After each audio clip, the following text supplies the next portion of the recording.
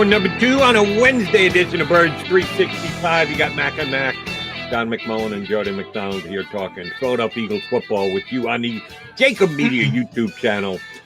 Dave Zangaro, NBC Sports Philly, will be jumping aboard in less than 20 minutes from now.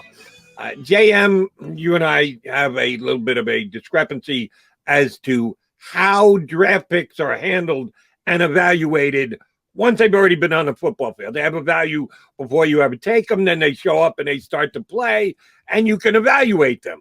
But we do it. I acknowledge, and you certainly do, that where you're drafted continues to factor in to the analysis that a player has. And the higher you're drafted, the more leash you get to be able to prove that you are or aren't a player, which I think can be overstated, but that's just me. I handle it differently than other people and certainly general managers around the league. Let me ask you about another thing that I don't have a complete and utter grasp on. You mentioned that Devonta Smith really needs to get out there in the first exhibition game, and I agree. He's never played in a game before. He's never played in an NFL game before. To this point, the only one he's ever gone against is a teammate. He hasn't played against another player wearing another jersey. So I agree with you. He needs that. He's a rookie. And then you have second-year players as compared to third-year players. And then you have grizzled veterans. And the further you get away from rookie status, the less preseason is needed because you believe that the guy has the experience. He knows what it takes. He knows what it's like. He knows what he's going to have to do. And you believe that you can go easy on those guys and not push them. If there's any question of injury, then you just hold them out. How do we judge year to year to year to year? How much difference is there between a rookie and a first-year guy, a first-year guy and a second-year guy? When do you actually become a veteran? And, like, if you don't think he needs it and it's looked good in practice, you go, yeah, we're not putting him out there. If it's just for rep's sake, he doesn't need reps because he's been around long. He knows the whole deal here. How does that break down from year to year to year in your eyes? Well, I think more than experience, it has to do with success. So if you become a star player earlier in your career, they're going to be careful with you. If you're a star player later in your career, they even get more careful because then they do start to think about injuries and the wear and tear of an older player. But when it comes to younger players, yeah, it has to do with did you hit the ground running? I mean, if you turn into a star, and I hate to keep bringing up Jalen Reagor, but that's what everyone brings up in this town. So if you're Justin Jefferson, he's already in that mode. He's a starter. He's entrenched. He's already there. If you're Jalen Reagor in Philadelphia, here we're talking about, well, Jalen's got to get reps. Jalen's got to get more consistent. It's kind of how it works because his rookie season wasn't as successul. Position plays into it as well. I mean, Nick Sirianni admitted it with Miles Sanders. That position played into it. In fact, running backs tend to get banged up probably more than any other position on the field. So you take that into the equation.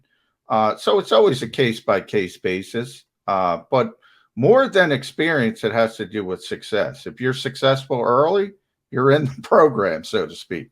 You're in the group. You're in the entrenched starters. Certain teams didn't dress 35 to 40 guys in preseason week 1. If you look at those teams and you look at those 35, 40 players, you'll see all the starters and you'll see the competent backups, the guys who've proven themselves from that perspective. So I think it has more to do with how much success you had and the belief that, coaches at the essence, you talk to all of them, they say it's about teaching. So you're teaching players who haven't performed. You're trying to get them up to speed, trying to get them better than how they performed before. And how do you do that? Best way to do it is repetition and reps and reps and reps. You set me up perfectly for my next question, so thank you very much. I was going to ask you about trying to judge how effective running is in practice. Yesterday was a practice. Last 2 days was a practice against another team, the Patriots. Practicing against your own team is another thing altogether. I think that's like the toughest thing to judge. You can judge a quarterback, you can judge a wide receiver, but with running backs, they're supposed to tackle, but nobody's really supposed to hit anybody too hard that you're going to potentially injure them. They aren't given the same accord that quarterbacks are, which is red shirt, hands off. You better not throw that guy to the ground. So it's kind of in that middle area. And if I'm a running back and I'm trying to take advantage of, I'm trying to put my game at this level, I'm going to run through every tackle I can. I'm going to be going at 100%, but the defense is only supposed to be going about 80, 85. How do you judge as a guy on the sideline? That's part of your job as a sideline reporter. You're not a scout, but you're asked to give opinions every day on who looked good, who didn't look good, who opened your eyes, who didn't. How do you judge the running game in practices? You can't really. You can judge explosion of a player. You can judge, okay, that guy's got some juice. You can see the difference between Miles Sanders and the rest of the Eagles running backs when he runs the football. You can see that. And coaches, and Nick has brought this up as well, and about the running back position. You can't judge. You don't know. You blow the whistle, you blow the play dead. You don't know if that linebacker's tackling that running back there. I had the opportunity to cover Adrian Peterson early in my career. I guarantee you that linebacker wasn't tackling Adrian Peterson when they blew that whistle dead. So, yeah, running back and offensive line is a little bit in this equation as well. Those are positions you need to see the pads and you need to see live action.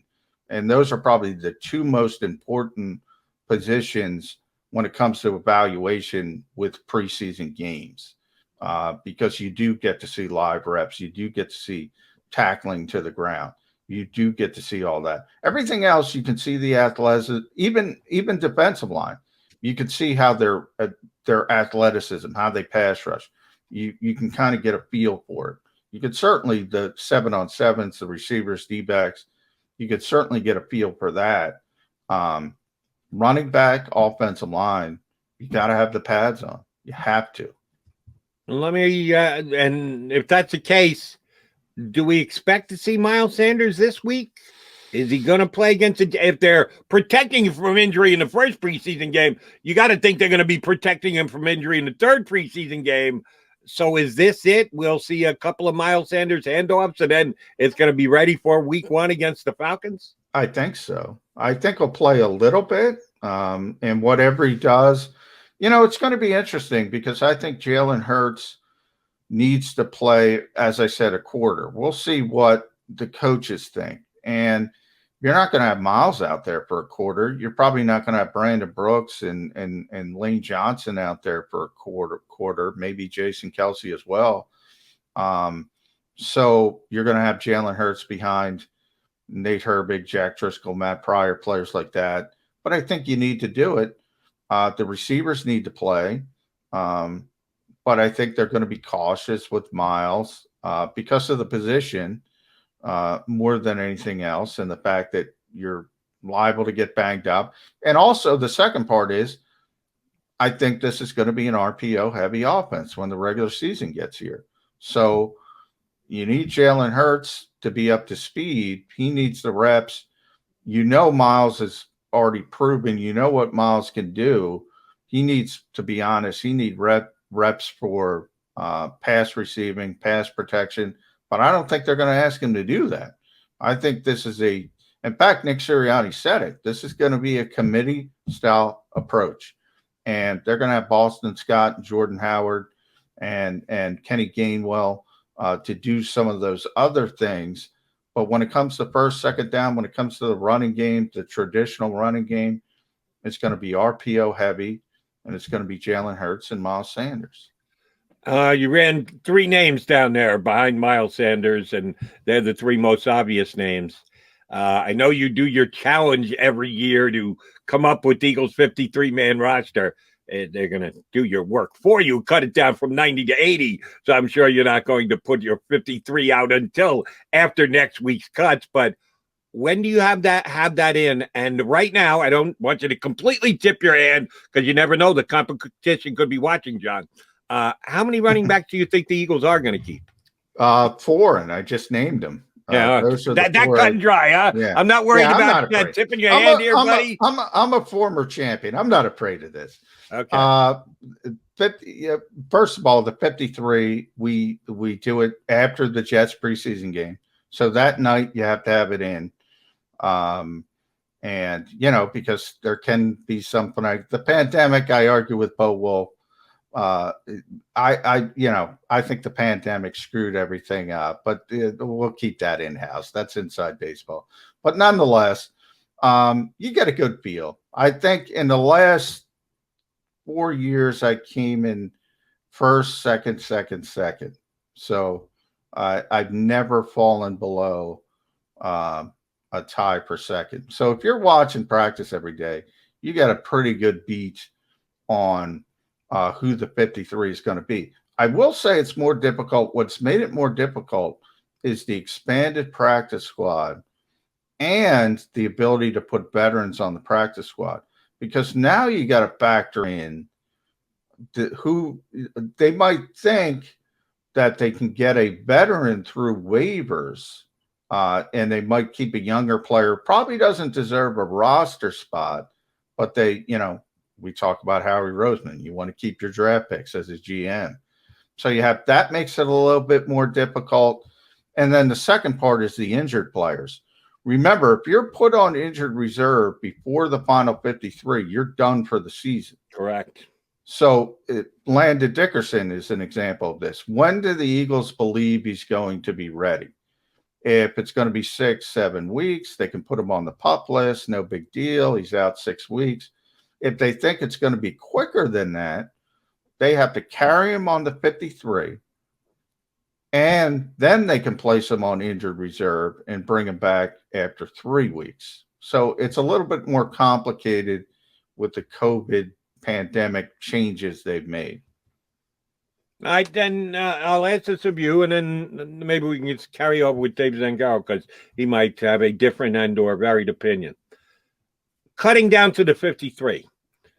A lot of it is kind of negotiations and relationships with the general manager and the agents of the players from, say, 50 to 63, because you got a 10-man practice squad. 16 now. 16 man practice squad? Yeah. Holy 16. mackerel. All right, so it's quick math here, up to 69. Yeah. 53 to 69.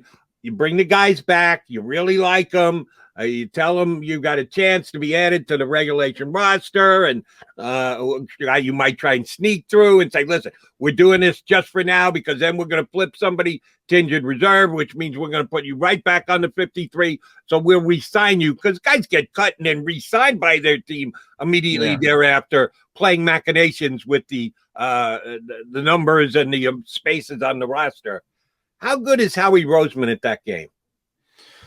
I think Howie's really good at everything that involves sort of, we talk about trades, leverage. He's great at judging leverage and where a player's value is. He's great at that kind of stuff.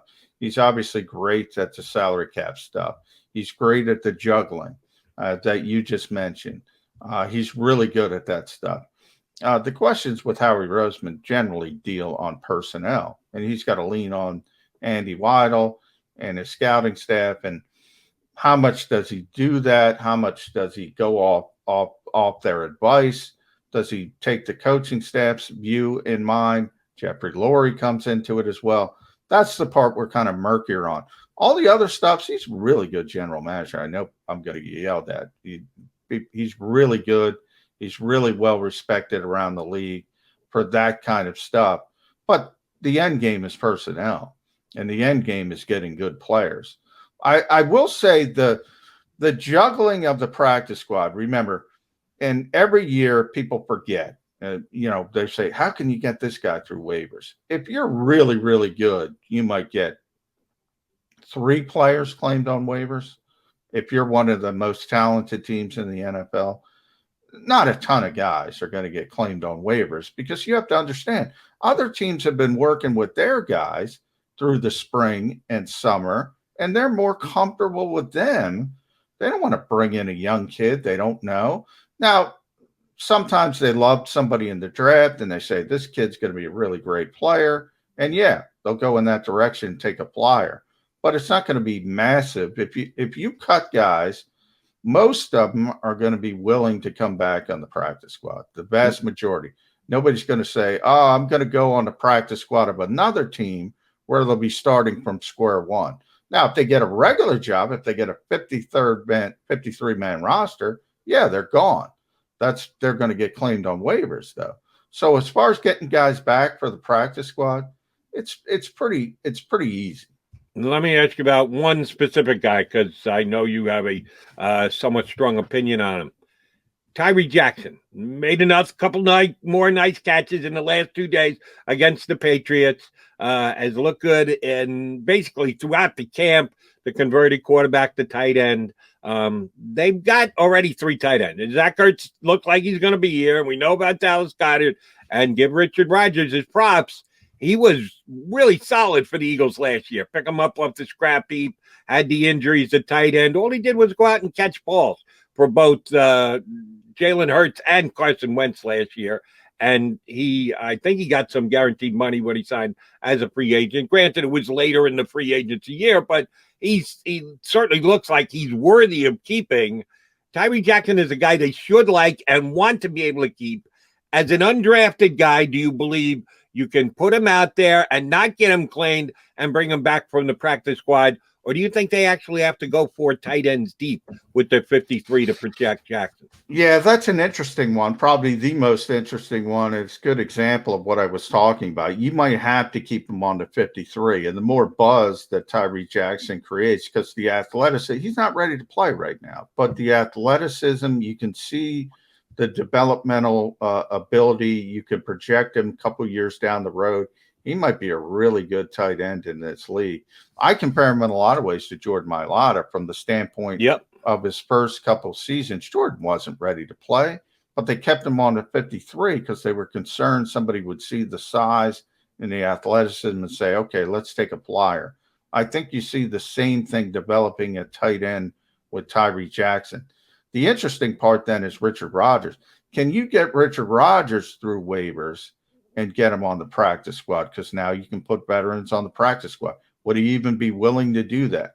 I would say this about Richard Rodgers. He's better than people think he is, and he keeps playing, but nobody ever signs him. And he comes back. Washington took a chance on him. They cut him, though, a couple of years ago. So you could probably do that, but then you have to weigh in that the agents, will Richard Rodgers take that as an affront, something of that nature? You have to worry about all those types of things. And yeah, you might have to keep 4 tight ends because you don't want to risk losing Tyree Jackson. That is going to be one of the most difficult decisions. That's why I asked you the question about Howie Roseman. By the way, agree with you. I think that is a strong suit of Howie. The margins of the roster and making those decisions, and who do you expose and who do you keep? You're right. Jordan Mailata was a redshirt here in Philadelphia for his first year. You knew he wasn't going to get on the field. First 2 years. Yeah, really? 2 years. Certainly the first year. Second year, at least there was a possibility if they had injuries that they would activate him. But the first year had no chance to play. John McMullen had as good chance to play on the Eagles' offensive line as Jordan Mailata did his first year here. But they loved the upside, and they were going to keep him, and they did. And now they're reaping the benefits as their starting left tackle. I think they look at Tyree Jackson the same, too. We're going to be very interesting when that comes out. And I'll be waiting for the McMullen 53-man roster predictions on that one. It's a big day. It's a big day, Joe. It is a big day. And I'll be at MetLife Stadium with you doing it. I'll wait. I'll tell you exactly where my tickets are. So I'm going to expect away from the press box. By the way, press box higher. My seats are better than yours, but that's just that. Well, you're big time. I get that. Not really, but I fake it well. All right, we are the Mac and Mac guys. John McMullen, Jody McDonald here with you. Hoping to punch up Dave Gonzaro from NBC Sports Philadelphia here with us next on Birds 365. If you missed any of today's show on the JAKIB Media channel, listen to the podcast on your way home. Available on YouTube, Apple, and Spotify.